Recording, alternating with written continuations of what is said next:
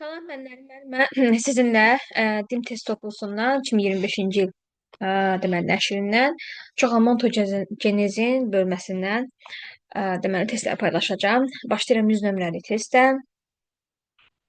Ziqotun 4 ilk bölünməsi nəticəsində neçə blastomer əmələ gəlir? Ziqot bir hüceyrəlidir hər bir halda. Yəni heç bir orqanizmin ziqotu çox hüceyrəli ola bilməz.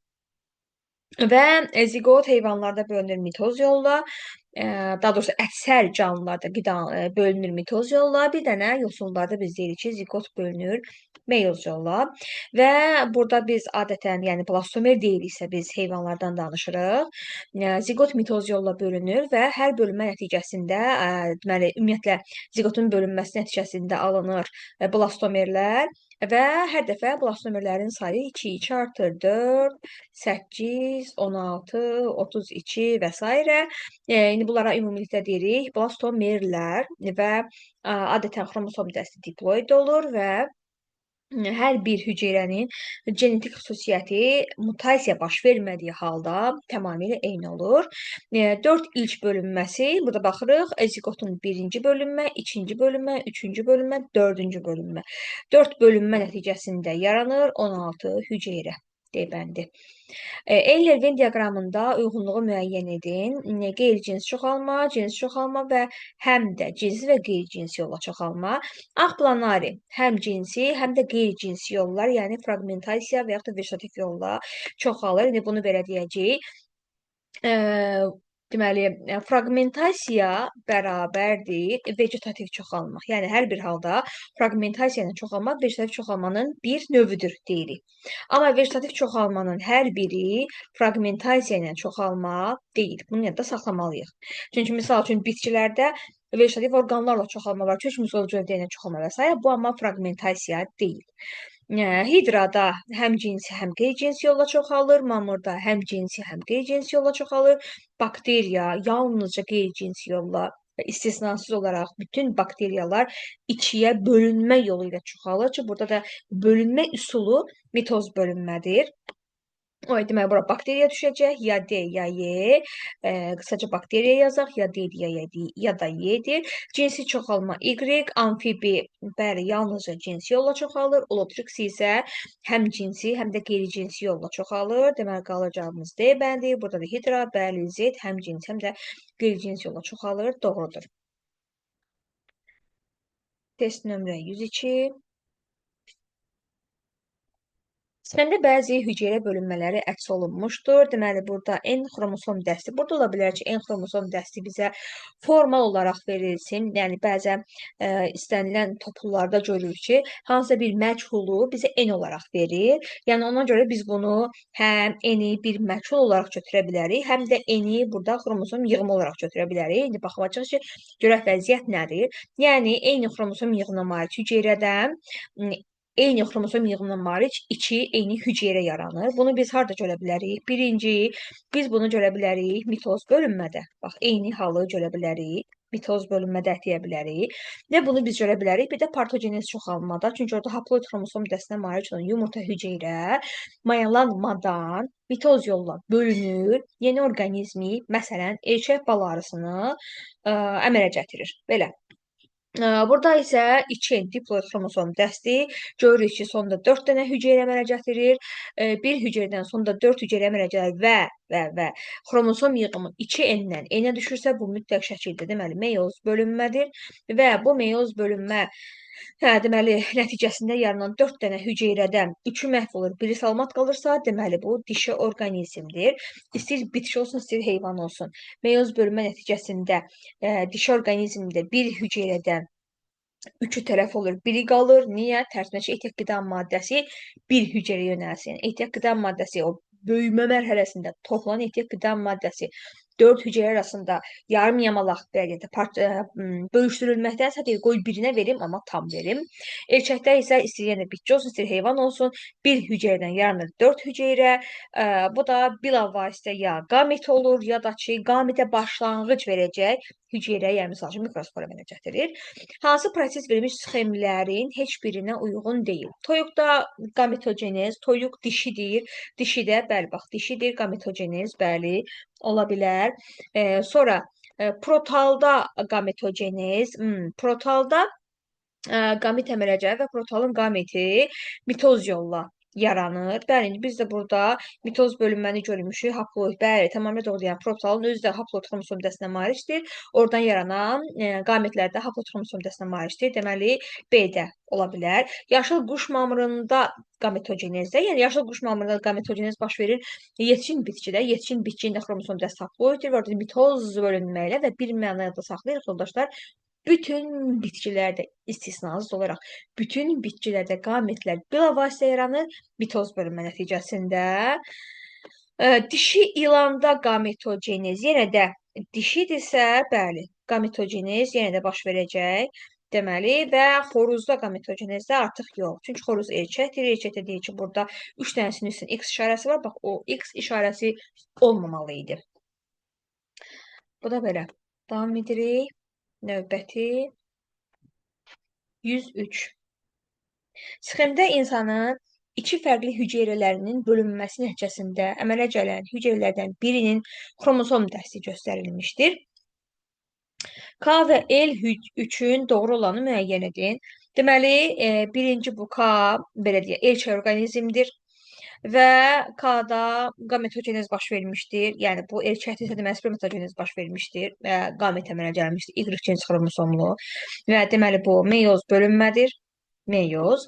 Burada isə xromosom yığımı olduğu kimi qaldı. Heç bir dəyişkənlik yoxdur. Deməli, bu da mitozdur. İndi baxaq görə bizə nə deyir? Mən bu tip testlərdə həmişə yoldaşlar misal üçün A, B, C belə kimi baxmıram. K baxdım, təyin elədim, meyozdur. K-ya aid bütün variantlara baxıram. K bölünməsi somatik hüceyrələrdə gedir? Yox, adətən qametlərdə gedir. İnsan orqanizmidirsə, mütləq şəkildə qamətlərin əmələ gəlməsində baş verir. Və C-bəndinə baxıram, K bölünməsinin müəyyən fazasında qütblərə 2 xromatidli tam xromosomlar çəkir. Meyoz bölünmənin birinci fazasında bəli doğrudur. Tam 2 xromatidli xromosomlar qütbə çəkilir. Demək ki, bu elə düzgün variantdır. Yəni gördünüz, belə KL oxuyanda da başı qarışır həqiqətən. İndi elə aid xüsusiyyətlərə baxaq. Mitoz bölünmədir. El bölünməsi yalnız ilkin cinsiyyət hüceyrəsinə gedir. Bəli, hansı ki biz o çoxalma mərhələsində deyirik, orada baş verir. Amma yalnız ilkin cinsiyyət hüceyrədə deyə bilmərik. Yəni somatik hüceyrədə baş verəcək. Qametogenezdə desəydik yalnız ilkin cinsiyyət hüceyrədə mən deyərdim ki, okey, amma bu mənim somatik hüceyrədə də baş verə bilər. El bölünməsi cinsiyyət vəzlərində getmir. Bu da yanlışdır. Çünki böyümə, üzr istəyirəm, çoxalma, birinci çoxalma hansı orada baş verir və el bölünməsi nəticəsində 4 hüceyrə əmələ gəlir. Xeyr, mitoz bölünmə nəticəsində 2 hüceyrə əmələ gəlir. Bu da yanlışdır. 104. Hansı proses nəticəsində fərd sayı artmaz? Penisilin göbələyində spor əmələ gəlməsi. Penisilin göbələkdir və göbələklərin əksəriyyəti sporda çoxalır. Fərd sayı artacaq. Ağ planlarda fraqmentasiya. Bəli, ağ planları vegetariv çoxalmanın bir növü olan fraqmentasiya ilə qeyri-cins yolla çoxalır. Bəli, burada da artacaq. Maya göbələyində tumurcuqlanma. Maya göbələyi tumurcuqlanma ilə çoxalır. Burada qoyaq, yəni bunlar da artdı. İmsor tərliyin bölünməsi yenə də bir imsor tərlikdən iki imsor tərlik yaranacaq. Kərtənkələrin quyruğunun regenerasiyası. Bəli, burada isə artıq fərd sayı artmayacaq. Yəni kərtənkələ təhlükə hiss etdikdə quyruğunu qopardır, özü qaçır gedir. Quyruğu qalır yerdə. Kərtənkələ öz quyruğunu bərpa edəcək. Amma o yerdə qalan quyruqdan yeni bir kərtənkələ inkişaf etməyəcək. Yəni fərd sayı artmayacaq. Sual nömrə 105. Cədvəldə verilmiş çoxalma üsullarına uyğun olan canlıları müəyyən edin. Deməli, fraqmentasiya ilə mən ağ planarını görə bilərəm. Burada da bir dənə ağ planar var onsuz da. X-ə aiddir 1. Sonra 2 yerə bölünmə. 2 yerə bölünmə bir hüceyrələrə aiddir. Adi amıb olacaq 5. Tumurcuqlanma ilə çoxalma. Mən tanıyıram maya göbələyi, bir də hidranı. Burada da bir dənə maya göbələyi var 3. Vegetativ çoxalma mamır və bənövşə bitkisi. Bənövşənin yarpaqları vasitəsilə vegetativ yolla çoxalda bilirəm. Və spor əmələ gəlmə, spor da əmələ gətirəcək. Burada mamır ali sporlu bitkidir adı üstündə. Çoxalma üsullarına əsasən uyğunluğu müəyyən edin. Yəni fraqmentasiyanı görəcəm. Yəni dağ planaridə 1, 2-yə bölünmə 1 hüceyrəlildədir. Yəni də 5 imsortərli. Tumurcuqlanma ilə çoxalma. Yəni bayaq hidranın adını çəkmişdik. Hidra vegetativ çoxalma çiçək bitkisində yeraltı kökümsöv gövdəsi ilə vegetativ yolla çoxalır və spor əmələ gətirmə qıcılarda, yəni 2. İndi burada əslində qalsa qıcın da kökümsöv gövdəsi var və qız da kökümsöv gövdəsi ilə çoxala bilər.